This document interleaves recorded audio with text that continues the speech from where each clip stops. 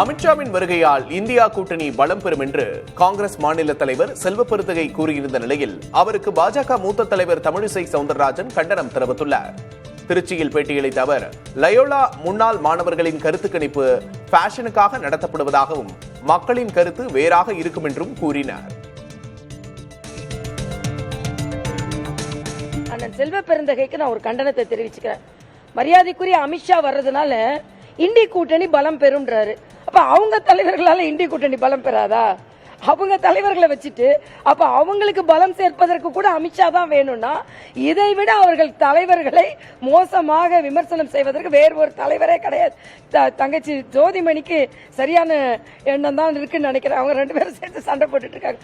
அதனால அந்தந்த கட்சியோட தலைவர்கள் வருவார்கள், அந்தந்த கூட்டணியை பலப்படுத்துவார்கள்.